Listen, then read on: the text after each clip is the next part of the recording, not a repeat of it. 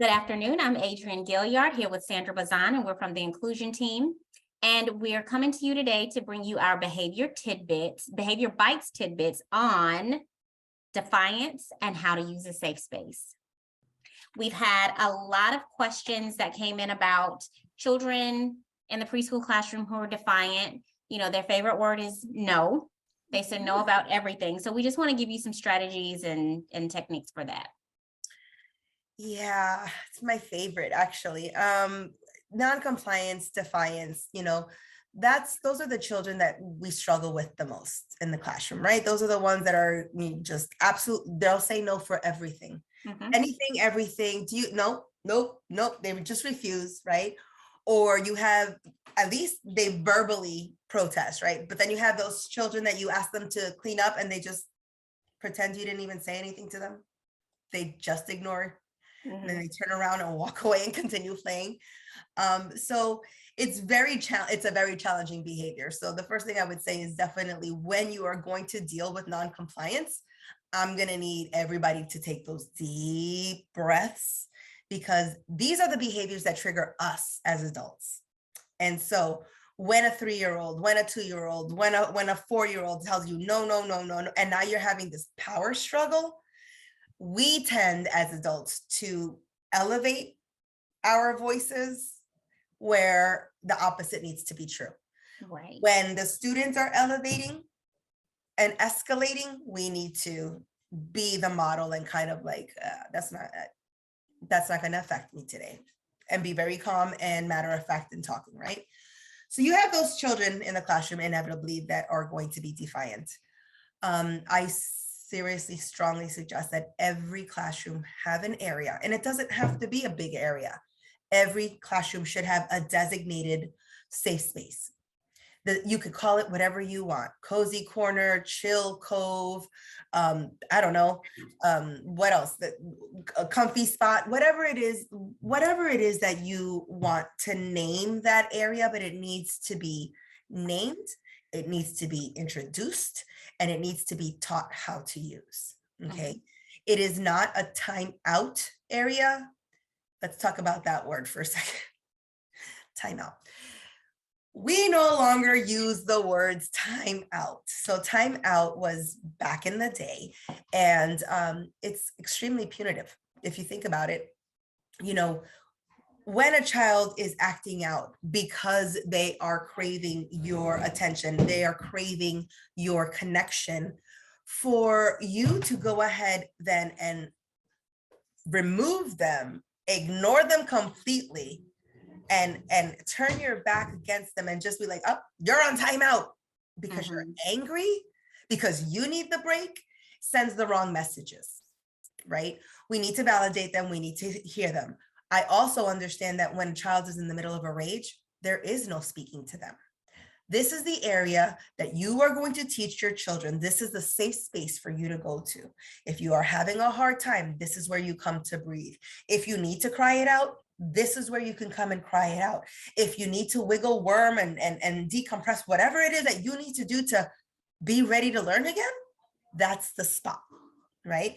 So this is something that we have to explicitly teach our kids. We're teaching them the strategies of how to breathe it out. Then we take the visuals that we taught, we bring it into the safe space. We talk about emotions, we talk about them, we have the visuals, they go into the safe space, right? Because now that's going to be our center for all social emotional regulation. I would seriously suggest using first then statements with any student that is non-compliant. So, and before I even go that far, let me just say, a student with non-compliance behavioral issues requires a setting that is structured, highly routined, predictable, and a teacher that knows how to follow through with what she says. Right. These are your master manipulators. These are the children that have learned that if I throw myself on the floor, I get to do what I want to do, or I don't have to do what I don't want to do, right? So they've learned how to manipulate a situation, how to get away with what they want, or what to get away with not doing what they don't want. when you have clear and explicit expectations in the classroom, right? We've talked about that pyramid how many different times, right? So Right. you're right, because it all goes back to the foundations. When you have set that foundation and the children know what is expected and unexpected, you can then give them a first then statement that makes sense. It's time to clean up. Cleaning up is a green choice, right? So it's time to clean up. I understand if you're not ready to clean up. Right now, you're going to give a choice. Would you like to clean up now, or do you want to go and take a break? Right? Nobody's going to want to go take a break, and nobody's going to want to clean up. We know this. What happens next? That's the question. If it's a non-compliant student, and this student constantly and I are in like a tug of war, so to speak, you have to know, what's the path of least resistance with this one child?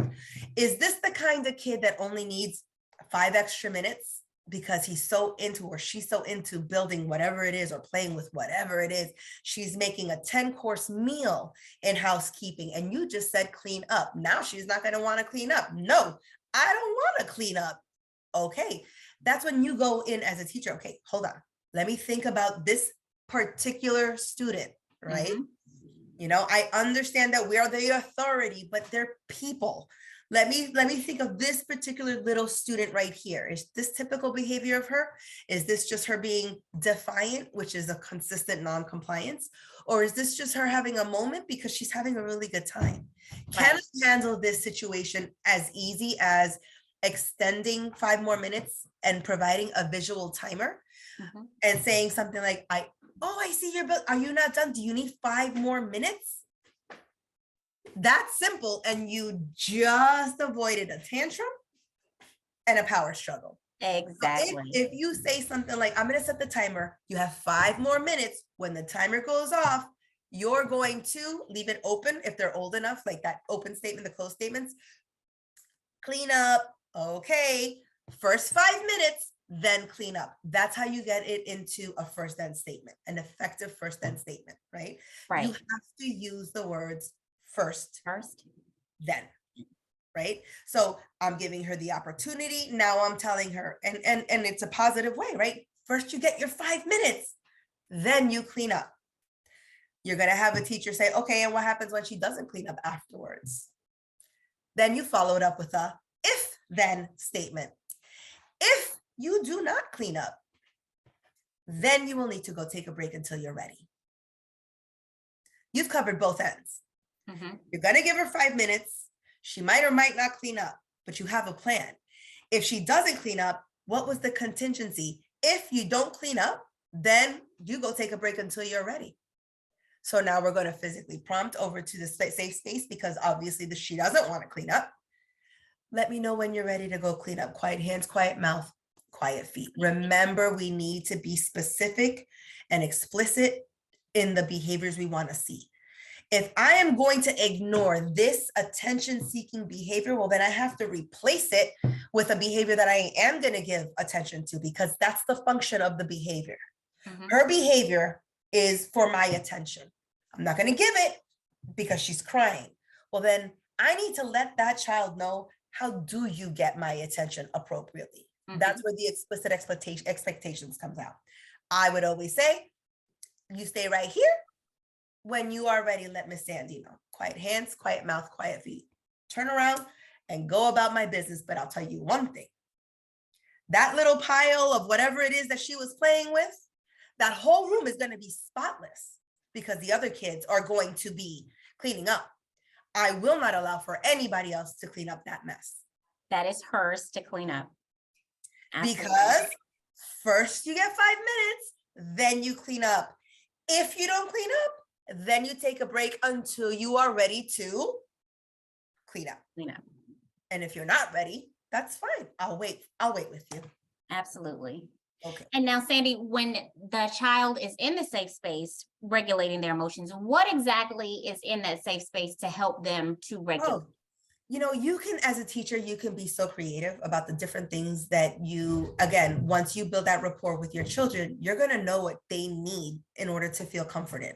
Some children are going to need a special, snuggly toy.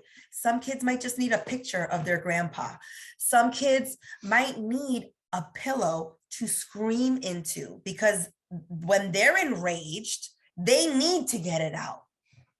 And what better way than with a pillow? If I taught my student, if I have a screamer and I could get that screamer to get it out, because that's an expression of her feelings or his feelings, and it's valid.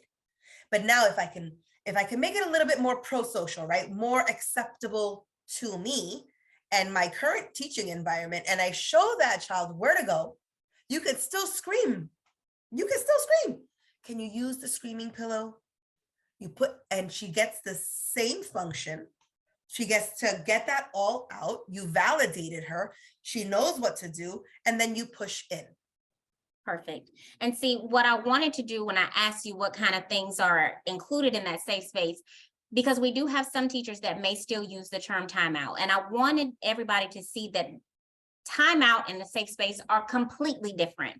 When a child is in a timeout space, they have absolutely nothing to do. I don't want to date myself too much, but I remember having, me and my classmates having to go stand in the corner, which was pretty much timeout. Yeah, stand in the corner, face the wall. And it's not only was it humiliating, it was isolating. It also, neglected feelings and emotions. My question, what did it teach you though? It taught me absolutely nothing. Maybe to be sneakier the next time. Don't get caught. Don't get caught. So when you have a safe space, this is a space where you're pushing in, you are not neglecting the emotions of those children. At all. So when we talk about behaviors and rages, right? We have those kids that tantrum. A behavior is a cycle. It's cyclical in nature. So it starts off here, it elevates, and then you're up here. At the very, very tippy top of that curve bell, that child is in a rage. They don't hear you. They are now in a fight, flight, free, like they are in crisis mode, right? They cannot physically, like they cannot process what you're saying. If any one of you has ever tried to speak logically to a raging 4-year-old, call me, tell me how that went for you. It's impossible, right? So we're providing that safe space, provides them a place, plus the visuals, plus all the skills that I've poured in. I've already taught how to breathe, right? I've already taught what to do with all of those items. It provides a safe space for them to do that. But it also, when I push in, once they provide those expected behaviors, which was quiet hands, quiet mouth, quiet feet, because remember, I'm not going to reinforce that negative attention-seeking behavior, but I am immediately going to go in there the second there's quiet hands, quiet mouth, and quiet feet. If I no longer hear even if the screaming went down to a whimper, you know how they do, immediately I'm walking in. Oh my gosh, are you feeling better? You okay? Want to give me a hug? Hug. What's going on? How are you feeling? What happened? Yeah, I get it. Empathy, hearing them, validating them, and then make it a teachable moment. What can we do next time? What do you think we could do? What would make you feel better right now? A lot of times our kids are having these big emotions and they're non-compliant because they need a sense of control. They need to feel heard and seen, and that they have a voice. They're starting to learn that they are their own people. And there's no more empowering word than no. Just no, right? So we have to gently but effectively teach them and you want to encourage them to have their own, opinions. But we need to also encourage, this is how we behave in school. And yes, you will have a choice to do that, but this is not a choice. This is a routine. You're going to follow these rules, right? And so when you push in, always comfort, always end it with, I love you, right? Mhm. You're my favorite. I always used to, I would say their names, you're my favorite Caden in the whole wide world, right? He's the only Caden in the room, so sure. Doesn't work if there's more than two Cadens, so Right. maybe try that, but you know what I'm trying to say. But a timeout is so hurtful. Well, it is hurtful. And if we want to talk about the history and the origin of timeout was developed as an alternative to spanking. Yeah.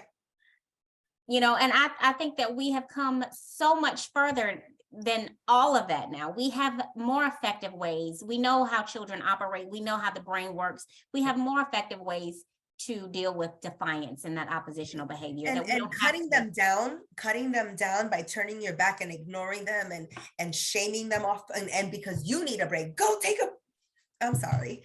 We need to build them up. Not make them feel isolated. Right. We need to build them up with specifics. A lot of times students don't know what is appropriate behavior. Mm-hmm. Sometimes it's their very first time in a school setting. Sometimes it's the very first time, having to share, having to clean up on their own. Remember, we have students from so many different families and cultures and traditions. There are some families that do everything for their children. And then there are some families that children by 3 are independent and full grown, and so we need to we need to make our community just that, a safe space. And if we think about it as human creatures, we depend on other humans for that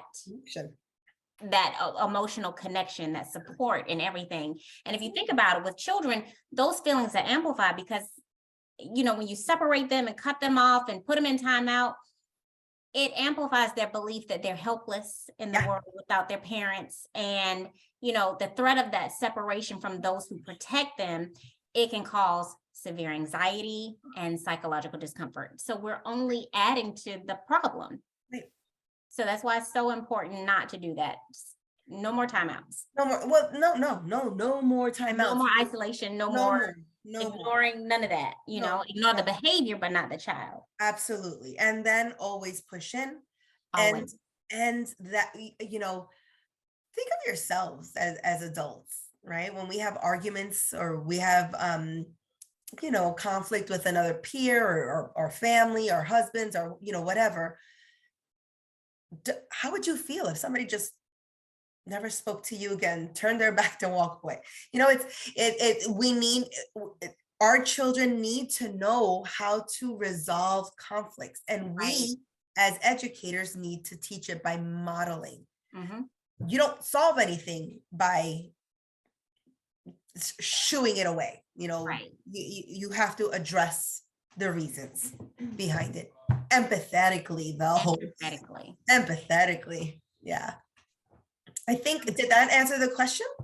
It absolutely did. Okay. All right. So thank you so much for joining us today on our Behavior Bites tidbit of defiance and how to use the safe space. These tidbits are available for you to view at elcbroward.org/providers/behavior tidbits. Thank you so much for all that you do for the children in our community, and we'll see you next time. Take care. Bye.